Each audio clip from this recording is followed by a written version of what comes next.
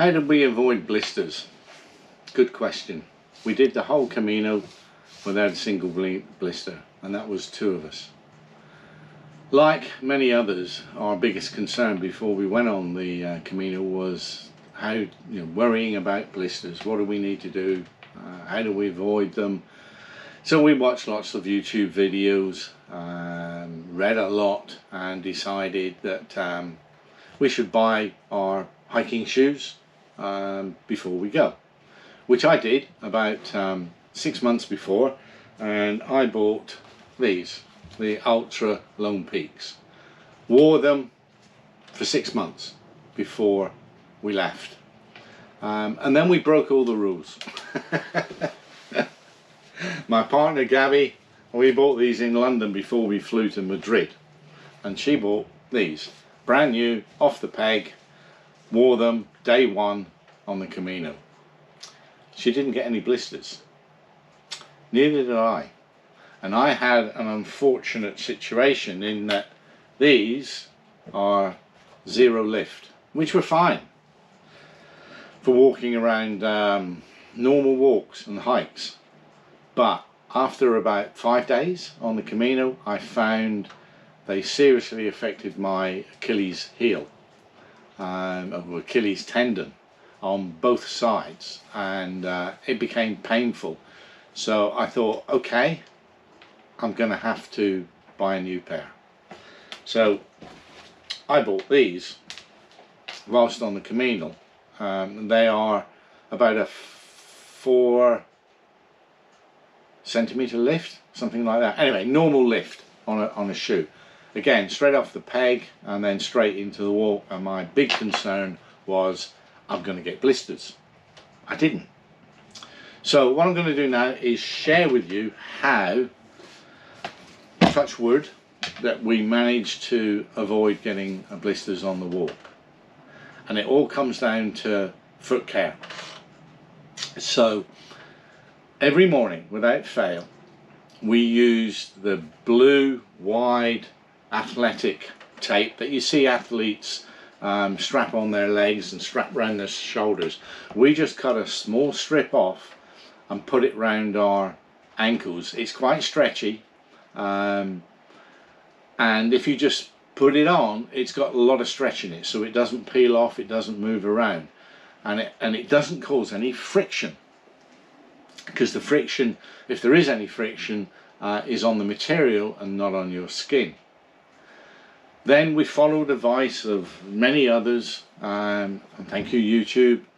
We bought very thin silk socks. But before we put our socks on, we used Body Glide. I think it's made of silicone.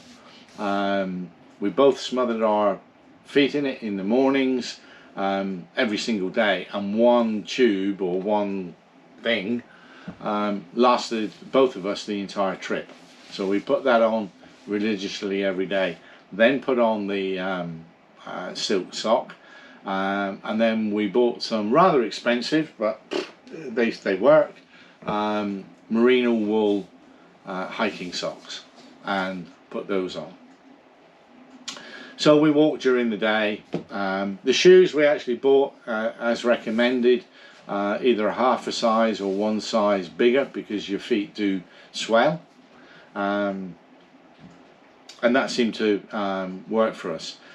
The grippy bottoms came in extremely useful on the descents, because there were some pretty slippery descents. The only thing is, Gabby's was Gore-Tex, so she could walk through puddles, and mine weren't. So, neither was that one.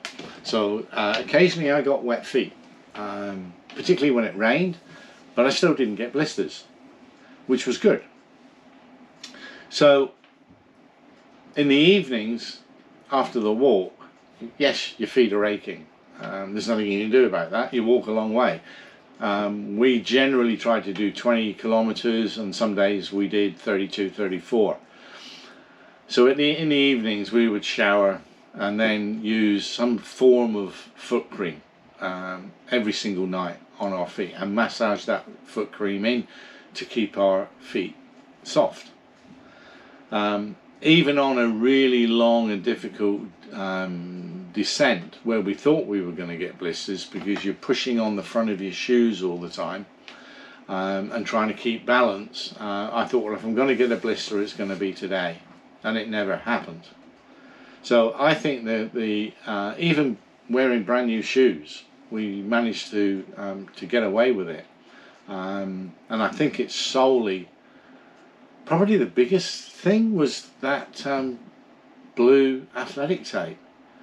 You know, it just, and if we didn't get any hot spots, so we didn't have to put the tape on that.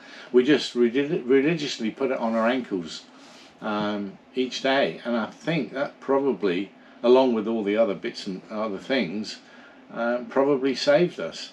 Because I can tell you now, we saw some horrendous feet on the walk, on the Camino. People stopping along the track, cutting off skin, and multiple blisters, and some sort of that size, walking around in the towns and villages in the evenings in their flip-flops with bandages and plasters, and it wasn't infrequent. There was a lot of people that suffered. And to be honest, and it's only my personal opinion, the people that seemed to suffer the most were the ones wearing traditional hiking boots with the ankle support and you know, the full-on hiking boot. The people that wore trainers and trail shoes suffered a lot less. And in fact, we met up with one guy, and he just wore a normal pair of Nikes.